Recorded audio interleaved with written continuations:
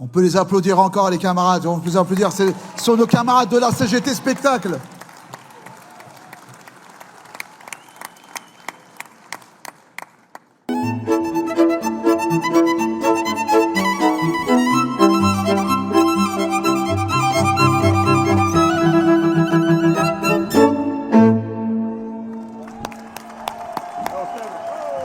Merci les camarades, on peut encore les applaudir.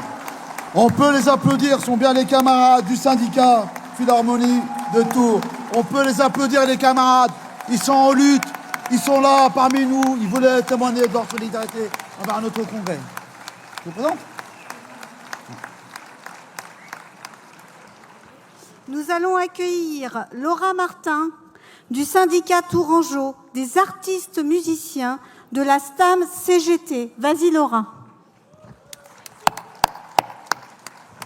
Camarades, c'est avec une grande fierté que je prends la parole devant vous aujourd'hui. Je le fais au nom du STAM CGT et de nos camarades syndiqués de l'Orchestre symphonique région Centre-Val-de-Loire Tours qui viennent de remporter une victoire significative pour le métier de musicien d'orchestre en France. Bravo! Pendant plus de 3 ans, les musiciens de notre orchestre ont engagé une lutte contre l'indignité de l'exercice de leur métier et pour le respect du service public culturel dans la région tourangelle, la seule région de France encore dépourvue d'orchestre permanent. Depuis des décennies, notre orchestre en régie municipale fonctionnait avec des artistes maintenus dans une grande précarité, en emploi intermittent, alors même que nous avions été recrutés à l'issue de concours ouverts à l'international et que nous assurions année après année les saisons symphoniques, lyriques et les concerts en région centre. Nous vivions dans une incertitude permanente concernant notre activité, nos revenus et notre avenir professionnel. En 2021, l'Opéra de Tours a traversé une grave crise financière liée à des subventions figées depuis plus de 20 ans. La ligne budgétaire des musiciens, payés à la tâche, constitue alors une variable d'ajustement immédiate pour l'institution. Notre saison fut réduite à une 30aine de concerts contre une 60aine précédemment, impactant alors largement le public. Face à cette situation destructrice inédite, nous, musiciens de l'orchestre, nous nous sommes mobilisés et organisés collectivement pour sauver notre orchestre de la faillite et pérenniser nos emplois, sans mettre en péril les autres services de l'Opéra de Tours. Nous avons, nous, le STAM CGT, avec notre union syndicale nationale, le SNAM CGT, et le syndicat CGT des municipaux de Tours, et avec le soutien de notre UD, débuté et poursuivi avec pugnacité un travail syndical de longue haleine. Élaboration de 2 dossiers avec projet artistique et budgétaire à destination des collectivités publiques. Nous avons présenté notre projet au maire de Tours, aux élus de la métropole, au président de la région Centre, à la présidente du département 37. Nous avons présenté notre dossier aux députés de la région Centre-Val-de-Loire à l'Assemblée nationale. Nous sommes montés au cabinet du ministère de la Culture. Nous avons pris la parole avant chaque concert pendant 3 ans. Nous avons créé une pétition en ligne, fait énormément de préavis de grève, avec 6 grèves effectives. Nous avons manifesté avec le public à Tours et à Orléans. Nous avons manifesté au conseil municipal de Tours. Des milliers de tracts, des banderoles géantes sur la façade de l'opéra et bien d'autres actions encore qui ont pu être menées grâce au soutien permanent du public et des musiciens d'orchestre de toute la France et même au-delà.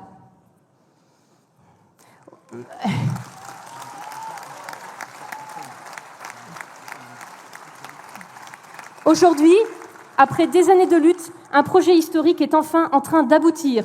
La création d'un orchestre permanent à temps complet à Tours à partir de septembre 2026. Ouais. Des CDI à temps plein pour les 32 musiciens qui en ont fait la demande à l'employeur. C'est une victoire d'importance, une victoire pour le public, pour la musique, pour les musiciens, une victoire pour le service public culturel.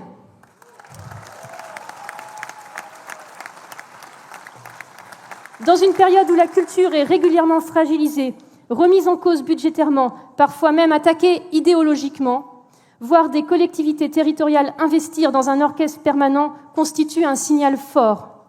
Un orchestre symphonique permanent, c'est l'accès à la musique symphonique et lyrique sur tout le territoire et pour tous les publics de tous les âges et de toutes conditions.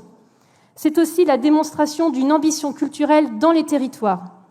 L'accès aux œuvres symphoniques et lyriques et à la création artistique n'est pas un luxe, c'est un droit.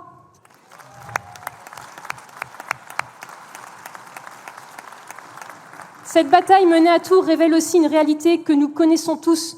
Sans syndicalisme combatif et structuré, rien n'est possible. Pendant longtemps, il nous a été rétorqué que notre revendication de pérennisation de notre orchestre employant des musiciens en CDI à temps complet était irréaliste, trop coûteuse, impossible à mettre en œuvre. Dans un premier temps, les pouvoirs publics ont proposé un pacte dans lequel l'orchestre restait précaire, des contrats de 9 mois à temps partiel et au chômage l'été. Cela a été la grève immédiate. Nous avons alors obtenu l'ouverture d'une véritable négociation sur un projet d'orchestre permanent. Nous avons travaillé ligne par ligne, rubrique par rubrique. Nous avons démontré qu'il était possible de développer fortement l'activité artistique en la multipliant par 3, de renforcer le service public culturel et de créer des emplois pérennes sans nous laisser enfermer dans les discours résignés. Nous avons ensuite obtenu que ce projet soit porté auprès de l'ensemble des partenaires publics et du ministère de la Culture afin que chacun prenne ses responsabilités. Nous avons gagné des budgets nouveaux. La précarité ne doit pas être la réponse au manque d'ambition culturelle. La reconnaissance des métiers, la sécurité de l'emploi et le respect des travailleurs sont des conditions essentielles pour une pratique artistique de qualité, comme dans n'importe quel autre domaine. Dans les débats actuels sur les politiques publiques, nous entendons souvent parler de rentabilité, d'optimisation ou de réduction des coûts. Nous affirmons au contraire qu'investir dans la culture, dans les orchestres, les opéras, les conservatoires constitue un investissement démocratique essentiel pour l'équilibre mental, moral, psychique et physique de tous. Dans notre propre expérience, nous avons pu constater à chaque prise de parole adressée au public du Grand Théâtre de Tours combien celui-ci était attaché à son orchestre et son service public culturel. Parce que la culture crée du lien, parce qu'elle permet l'émancipation, parce qu'elle participe pleinement à l'ouverture au monde. Aujourd'hui, je voudrais profiter de cette tribune pour remercier quelques camarades. D'abord, les musiciens de l'orchestre, qui ont porté cette lutte avec détermination pendant 4 ans et qui ont tenu bon même quand on n'y croyait plus.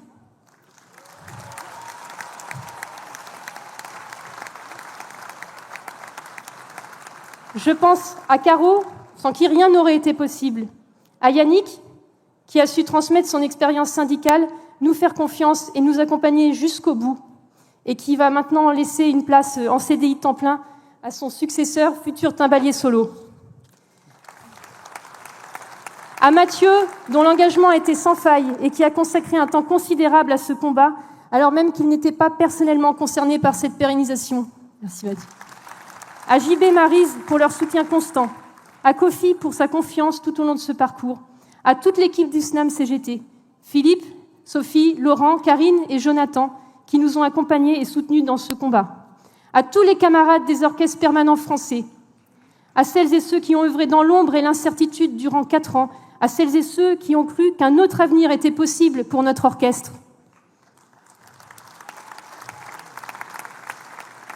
Camarades, ce que nous vivons à Tours témoigne et confirme que lorsque les travailleurs de la culture s'organisent ensemble, dans un collectif solidaire, avec ténacité, un engagement syndical fort, nous pouvons et nous pourrons encore obtenir des avancées majeures. Nous continuerons à défendre le spectacle vivant, l'emploi artistique, les droits des artistes et une culture accessible à tous. Parce qu'un orchestre permanent, ce n'est pas seulement un projet pour des musiciens, c'est un projet pour tout le territoire, un projet pour le public, un projet de société. Nous restons vigilants pour la concrétisation et la mise en œuvre de ce projet. Je vous remercie chaleureusement, camarades, de nous avoir donné la parole et pour votre écoute attentive. Merci. On peut les applaudir, merci, merci. On peut se lever les camarades, ça mérite.